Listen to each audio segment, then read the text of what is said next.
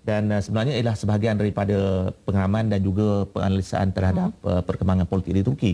Dan saya sedang menghasilkan buku yang kedua, insya-Allah dalam waktu terdekat. Apa mungkin boleh Prof ceritakan sedikit kata isi parti untuk buku kedua ni nanti? Saya cuba melihat sebab selama ini gambaran yang diberikan bahawa Islam ini tidak boleh seiring dengan demokrasi.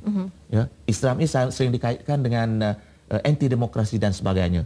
Tetapi di Turki sejak awal-awal lagi kumpulan Islamis mengambil pendekatan bahawa kita tidak akan mengambil pendekatan bersenjata, pendekatan kekerasan untuk mendapat kuasa, tetapi menggunakan pendekatan pilihan raya. Walaupun diharamkan. Sebagai contoh, umpamanya parti yang paling awal dianggap parti Islam di Turki iaitu Milli Nizam Partisi. Sempat selama setahun diharamkan.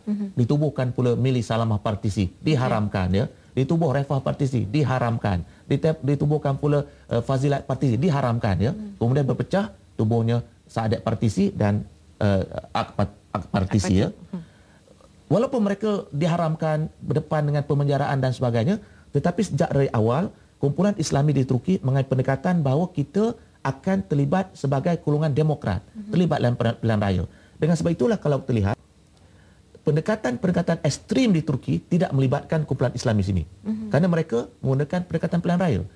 Di sini kita dapat melihat bahawa dalam proses untuk mendapatkan kuasa, untuk menjelaskan Islam itu tidak semestinya melalui revolusi atau pendekatan berdarah seperti Al-Qaeda, tetapi boleh melalui sistem demokrasi. Oleh dalam buku saya ini saya menjelaskan bagaimana Turki merupakan contoh terbaik.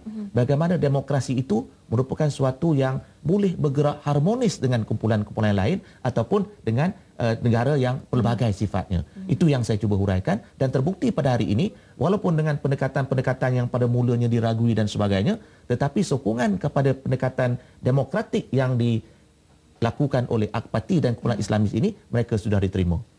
Berbalik kepada persoalan yang dikemukakan tadi, bagaimana pengamatan saya. Sebelum tu Prof, agak-agak bila buku yang kedua akan berada di pasaran ini, mungkin penonton ingin mengetahui juga? Dengan kesibukan ni saya agak-agak lah. Sebenarnya dengan perkembangan yang menarik saya cuba dalam tahun ini ataupun awal tahun depan. Sebab draftnya telah pun disiapkan, cuma memerlukan tambahan kepada perkembangan mutakhir. InsyaAllah doakan ada diberikan kekuatan dan kesihatan. Ya, okay. Baik, mungkin pasal yang dikemukakan tadi tentang pengalaman di Turki. Walaupun Ak Parti ini dikaitkan dengan Islam, tetapi mereka tidak pernah mengatakan mereka ini sebagai parti Islam. Mereka mengatakan kami mengikut model Kristen Demokrat di Jerman, di mana mereka ini tunjang agama, nilai-nilai baik, tetapi tidak menjadikan agama itu sebagai suatu pendekatan dalam perjuangan. Dengan sebab itulah apabila saya pergi melawat ke pejabat parti tersebut tahun lepas yang ditunjukkan sebentar tadi, video tadi, kalau kita pergi ke pejabatnya, kita tidak dapat melihat suatu gambaran bahawa mereka ini semua parti Islam. Kalau perempuannya mereka pakai skirt atau rambutnya masih lagi berwarna-warna ya.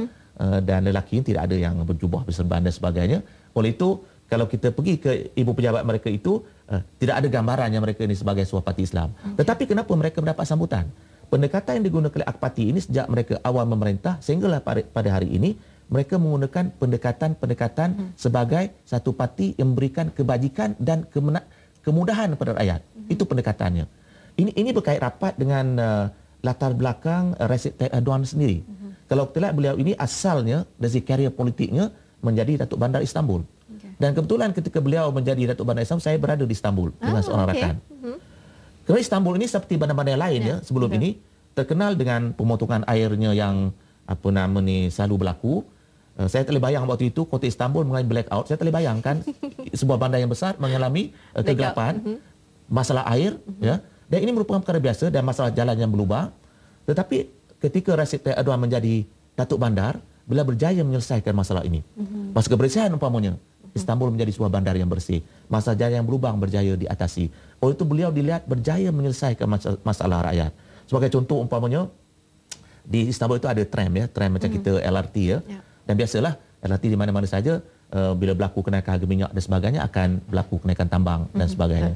Tetapi beliau berjaya mengawal dari segi kenaikan tambang dan sebagainya. Malahan ketika Bayram, Hari Raya, pejalan menggunakan kereta api ini diberi percuma. Bagi rakyat mereka dapat melihat selama tak pernah dapat percuma, tetapi dapat percuma dan untung ya. Oleh itu Erdogan membuktikan bahawa persoalannya ialah perlunya satu pendekatan yang efisien dan juga kurang daya ataupun tidak ada rasuah. Kalau kedua-duanya dapat diusahakan, sebenarnya rakyat akan dapat nikmat yang jauh lebih baik. Dan imej itulah yang beliau bawa, dan ternyata sekali rakyat yakin dengan pendekatan beliau dan memberikan mandat sehingga 3 kali. Sekarang, Okey. Jadi melihat keadaan sekarang, adakah Erdogan masih berhajat menyertai kesatuan Eropah ataupun mungkin beralih ke perkara yang lain? Saya ingin memetik satu kenyataan yang dibuat oleh Allahyarham Nekmettin Erbakan, Perdana Menteri tahun 1997 sebelum digulingkan bagi soft coup, ya.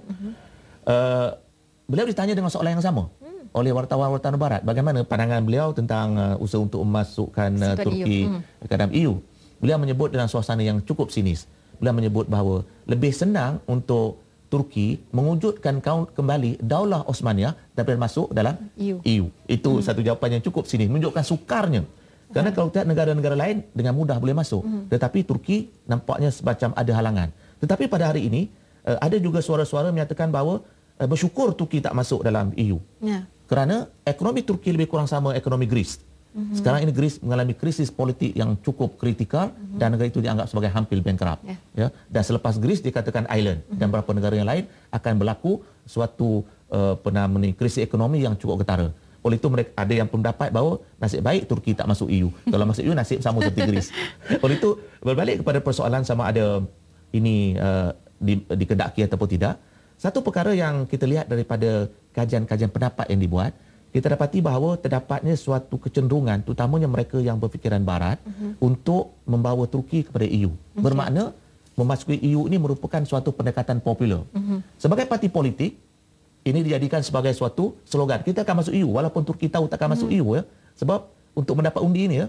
Dan mereka tak tahu, ya. Mereka tahu bahawa ini mereka tak mungkin dapat lakukan, ya. Oleh itu dia lebih merupakan slogan-slogan politik bagi memperoleh kemenangan daripada satu pendekatan yang serius. Kerana Barat, terutamanya beberapa negara, ternyata sekali menentang kemasukan Turki dalam EU. Di satu perspektif yang lain, kalau kita lihat pada waktu ini, ya, Turki ternyata sekali banyak melakukan kegiatan-kegiatan ekonomi, pelaburan dan sebagainya dalam negara-negara Arab. Kalau kita dapati pada hari ini, umpama dalam kalangan pelabur terbesar di Libya adalah Turki. Dan sebab itulah Turki lah isu Libya mulanya agak teragak-agak, ya. Begitu juga dengan beberapa negara yang lain, ya. Sebab Turki banyak melabur dalam negara-negara ini.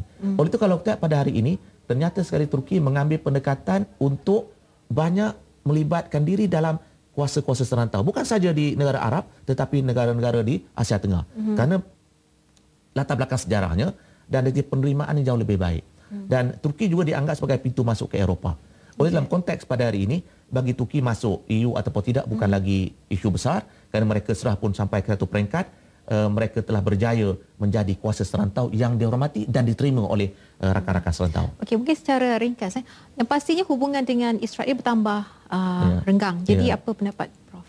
Mungkin secara ringkas. Sebenarnya yang ruginya ialah Israel, ya. Sebab satu-satunya negara Islam yang paling rapat dengan Israel ini ialah Turki. Tetapi dengan peristiwa Mabi Marmara dan juga dengan pendekatan-pendekatan yang diambil oleh Tayyip Erdogan, ternyata sekali bahawa mereka tidak bersedia untuk bersahabat dengan Israel yang dianggap tidak berperi kemanusiaan dan tidak memberikan ruang kepada rakyat Palestin untuk mendapat hak mereka. Oleh itu dalam konteks yang berlaku pada hari ini, ternyata sekali hubungan yang semakin lama semakin renggang ini, kerana sehingga hari ini Israel tidak mahu memohon maaf. Oleh itu bagi Turki, selagi permohonan maaf itu tidak dilaksanakan, selagi itulah hubungan tidak erat. Oleh itu dalam konteks yang berlaku pada hari ini, ternyata sekali ia akan membawa kepada hubungan yang bukan bertambah rapat tetapi bertambah renggang. Jadi adakah ini yang menjadi berita baik bagi umat Islam? Sebenarnya kalau kita dalam konteks Turki pada hari ini, seperti pernah saya nyatakan juga dalam program ini, bahawa kalau pada tahun 1997 pernah berlaku satu keadaan di mana apabila mereka menyatakan pandangan dan sokongan kepada rakyat Palestin, itu dianggap sebagai kesalahan. Tetapi tahun lepas ketika saya berada di Turki, seluruh negara mengadakan tunjuk perasaan menyokong usaha-usaha Turki membantu rakyat Palestin di Gaza. Ini satu perbezaan cukup ketara. Oleh itu pada hari ini bukan satu perkara yang asing, kita dapat melihat rakyat menyatakan sokongan pada rakyat Palestin secara terbuka yang tidak berlaku 10 tahun yang lalu. Oleh itu saya melihat bahawa memang sudah menjadi hasrat dan aspirasi majoriti rakyat Turki untuk melihat Turki lebih agresif membantu rakyat Palestin dan juga menilai semula hubungannya dengan Israel. Okey, rasanya kita sampai di sahaja perbincangan, kita pun agak kesuntukan waktu.